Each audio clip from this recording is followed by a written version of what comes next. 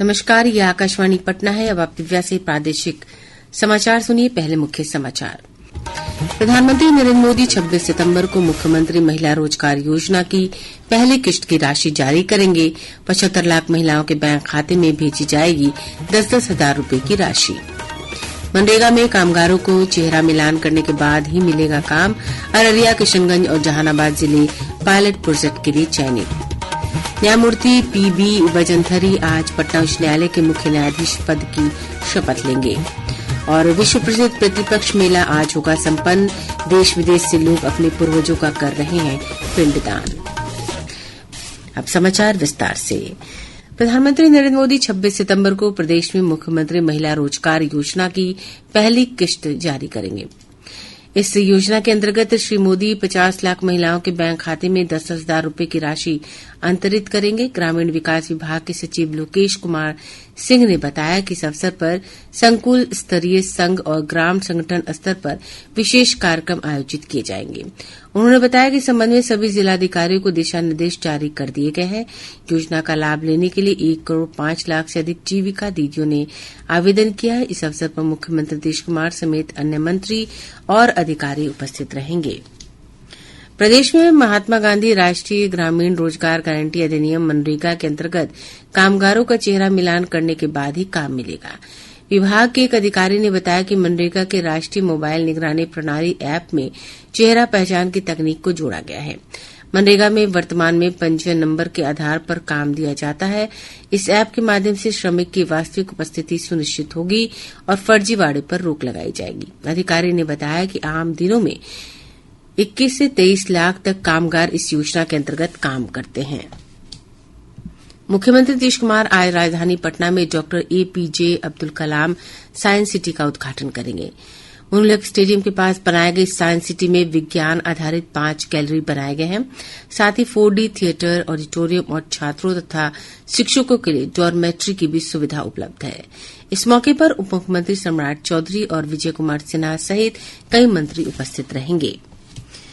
GST दरों में कटौती का लाभ लोगों को कल से मिलने लगेगा। अमूल ने अपने 700 से ज्यादा उत्पादों की कीमतों में कटौती की घोषणा की है। इसके तहत घी, मक्खन, चीज, आइसक्रीम और अन्य दूध उत्पाद सस्ते होंगे। यह कदम नए जीएसटी स्लैब में हुए बदलाव के बाद उठाया गया है। विभिन्न उत्पादों की कीमत में 2 से 30 रूपये तक की कटौती की गई है। रेल मंत्रालय ने जीएसटी में कटौती का लाभ सीधे उपभोक्ताओं तक पहुंचाने के लिए रेलगाड़ियों और रेल परिसरों में उपलब्ध पेयजल बोतल की अधिकतम खुदरा कीमत में कटौती की घोषणा की है। इसमें रेल, नील और अन्य सभी ब्रांड शामिल हैं। उपभोक्ता कार्य विभाग ने अगली पीढ़ी के वस्तु और सेवा कर सुधारों के तहत राष्ट्रीय उपभोक्ता हेल्पलाइन पर जीएसटी शिकायत निवारण की सुविधा शुरू की है। उपभोक्ता कार्य, खाद्य और सार्वजनिक वितरण मंत्रालय ने कहा है कि सोमवार से प्रभावी संशोधित जीएसटी दर और छूट लागू होने के बाद उपभोक्ताओं की संभावित शिकायतों के समाधान के लिए एकीकृत शिकायत निवारण तंत्र INGRM पोर्टल पर एक नई सुविधा शुरू की गई है। मंत्रालय ने कहा कि उपभोक्ता टोल फ्री नंबर 1915 पर 17 भाषाओं में अपनी शिकायतें दर्ज करा सकते हैं। प्रधानमंत्री नरेंद्र मोदी ने इस वर्ष स्वतंत्रता दिवस संबोधन में नागरिकों पर आर्थिक बोझ कम करने और कर ढांचे को सरल बनाने के लिए देश में अगली पीढ़ी के जीएसटी सुधारों की घोषणा की थी। नई दरें कल से लागू हो रही हैं। आज इस क्रम में हम ऑटोमोबाइल क्षेत्र पर इन सुधारों के संभावित प्रभाव की चर्चा कर रहे हैं। एक रिपोर्ट। सरकार ने जीएसटी सुधारों के अंतर्गत वाहनों की खरीद पर उल्लेखनीय कमी कर लोगों को बड़ी राहत प्रदान की है। दोपहिया वाहन और छोटे कारों पर कर की दरों को 28% से घटाकर अब 18% कर दिया गया है। बड़ी कारों पर भी अब अतिरिक्त कर को पूरी तरह से हटाकर जीएसटी को 40% कर दिया गया है। सरकार के इस कदम से बड़ी कारों पर लगने वाली प्रभावी कर कम हो जाएगी, जिससे लोगों के लिए कारें खरीदना पहले से अधिक किफायती हो जाएगा और ऑटो सेक्टर को भी बढ़ावा मिलेगा। जीएसटी में कटौती से पुराने वाहनों को नई वाहनों से बदलने में भी बढ़ोतरी होगी, जिससे भारत स्वच्छ परिवहन की तरफ अग्रसर होगा। नई जीएसटी दरों से वाहनों की कीमतें कम होंगी। युवाओं के साथ ही निम्न मध्यम वर्ग के परिवारों के लिए अब वाहन खरीदना और भी आसान हो जाएगा। सौम्या शरण के साथ ऋषु जायसवाल, आकाशवाणी समाचार, दिल्ली। प्रधानमंत्री नरेंद्र मोदी के 75वें जन्मदिन के उपलक्ष्य में राष्ट्रीय पुरस्कार से सम्मानित फिल्म चलो जीते हैं आज देश भर के लाखों विद्यालयों और लगभग 500 सिनेमाघरों में दिखाई जा रही है। यह फिल्म प्रधानमंत्री मोदी के जीवन की बचपन की एक घटना से प्रेरित है। यह फिल्म एक छोटे बालक नारू की कहानी है जो स्वामी विवेकानंद के सिद्धांतों से प्रभावित होकर अपनी छोटी सी दुनिया में बदलाव लाने का प्रयास करता है। न्यायमूर्ति पीबी वजंथरी आज पटना उच्च न्यायालय के मुख्य न्यायाधीश के रूप में पद और गोपनीयता की शपथ लेंगे। राज्यपाल आरिफ मोहम्मद खान उन्हें पद शपथ दिलाएंगे। इस संबंध में केंद्रीय कानून और न्याय मंत्रालय ने अधिसूचना जारी की है। न्यायमूर्ति वजंथरी पटना हाईकोर्ट के 46वें मुख्य न्यायाधीश के रूप में कार्यभार संभालेंगे। श्री वजंथरी अभी पटना हाईकोर्ट के कार्यकारी मुख्य न्यायाधीश के रूप में कार्य कर रहे थे। प्रादेशिक समाचार आप आकाशवाणी पटना से सुन रहे हैं। ताजा समाचारों के लिए आप हमारे एक्स हैंडल AIR_News_ पटना पर जा सकते हैं। गया का विश्व प्रसिद्ध पितृपक्ष मेला आज समाप्त हो जाएगा। हमारे संवाददाता ने बताया कि सर्वप्रति अमावस्या के अवसर पर बड़ी संख्या में लोग ने अपने पूर्वजों का पिंडदान कर रहे हैं। पितृपक्ष के अंतिम दिन श्रद्धालुओं द्वारा सुख शय्यादान और पिंडदान द्वारा पितरों को विदाई दी जा रही है। ऐसी मान्यता है कि जो लोग पिंडदान नहीं कर पाते हैं वे अमावस्या के दिन फल्गु नदी के पवित्र नदी के जल से स्नान कर सभी पितरों के नाम से तर्पण और जलदान करते हैं, जिससे पितरों को मोक्ष की प्राप्ति होती है। इस मान्यता के चलते आज मोक्ष नगरी में श्रद्धालुओं का तांता लगा हुआ है। 17 दिनों के इस विश्व प्रसिद्ध मेले में देश विदेश से लाखों की संख्या में श्रद्धालु पहुँचे हैं और अपने साथ गया जी के यादों को संजोकर ले जा रहे हैं। आकाशवाणी समाचार के लिए गया जी से धर्मवीर भारती। प्रधानमंत्री नरेंद्र मोदी के नेतृत्व में जन सेवा और सुशासन की भावना से सरकार बदलाव और प्रगति के लिए लगातार प्रयास कर रही है। सेवा पर्व की विशेष श्रृंखला में आज हम चर्चा कर रहे हैं कि मोदी सरकार ने किस तरह से कर राहत और सुनिश्चित पेंशन प्रदान किया है।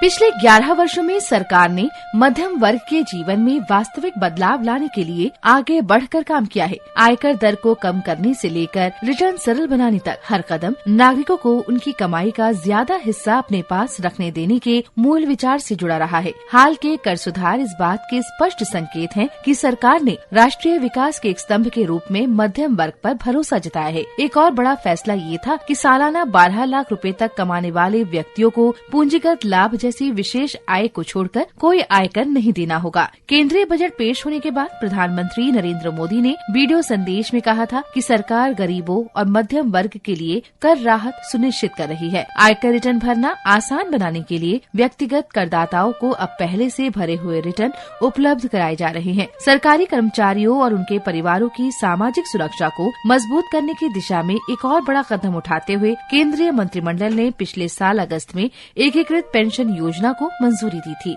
ये योजना सेवानिवृत्ति से पहले के अंतिम 12 महीनों के दौरान प्राप्त औसत मूल वेतन के 50% के बराबर पेंशन सुनिश्चित करती है, जो कम से कम 25 साल की सेवा अवधि वाले कर्मचारियों पर लागू होती है। इस योजना से लगभग 23 लाख केंद्र सरकार के कर्मचारियों को लाभ मिलने की उम्मीद है। समाचार कक्ष से फरहत नाज। राज्य में 36 दिनों तक चले राजस्व महाअभियान के दौरान 44 लाख से अधिक लोगों ने जमीन के दस्तावेजों में सुधार के लिए आवेदन दिए हैं। राजस्व विभाग के अपर मुख्य सचिव दीपक कुमार सिंह ने बताया कि इन आवेदकों को ऑनलाइन जमा करने का काम आज से शुरू होगा। उन्होंने कहा कि 33 लाख से अधिक लोगों ने जमाबंदी में सुधार के लिए आवेदन दिए हैं। अपर मुख्य सचिव ने कहा कि अब इन आवेदनों को ऑनलाइन अपलोड किया जाएगा। इसके बाद सुधार की प्रक्रिया शुरू की जाएगी। विभाग ने 6 माह के दौरान सभी आवेदनों का निपटारा करने का लक्ष्य रखा है। प्रदेश के दक्षिण पूर्वी भागों से गुजर रही मानसून की ट्रफ रेखा के कारण राजधानी पटना समेत राज्य के अधिकतर भागों में मध्यम से भारी बारिश का सिलसिला जारी है। मौसम विज्ञान केंद्र पटना के अनुसार आज अररिया, पूर्णिया और भोजपुर जिले में कुछ स्थानों पर भारी वर्षा की संभावना है।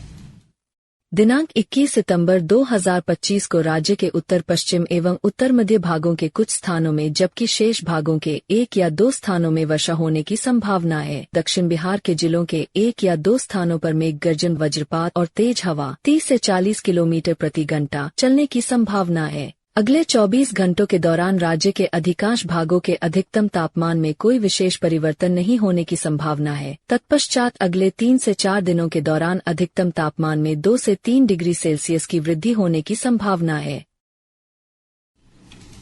इधर मौसम विभाग के अनुसार पिछले 24 घंटों में रघुनाथपुर में सबसे अधिक 92.6 मिलीमीटर बारिश दर्ज की गई।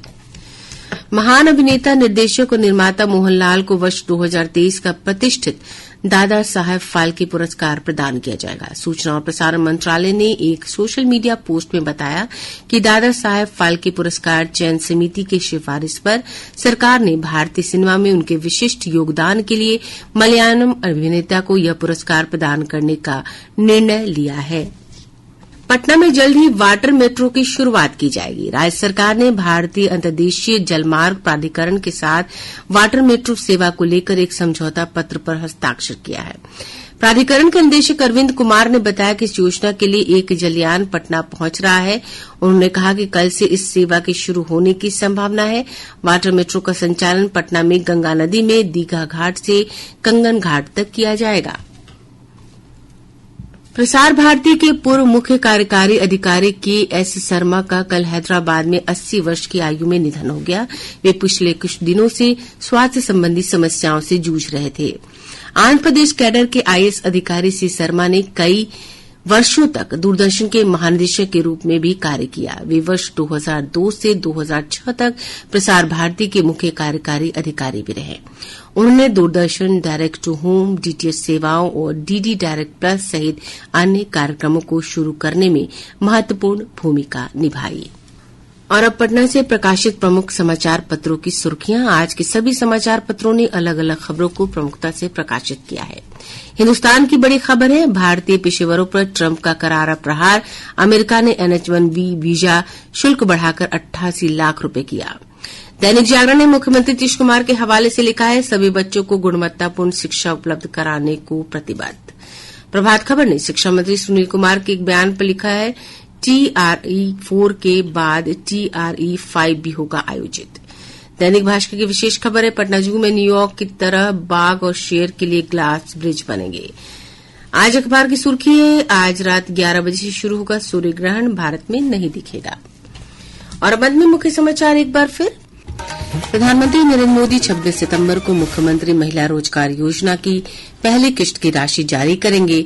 75 लाख महिलाओं के बैंक खाते में भेजी जाएगी 10-10 हजार रूपये की राशि। मनरेगा में कामगारों को चेहरा मिलान करने के बाद ही मिलेगा काम।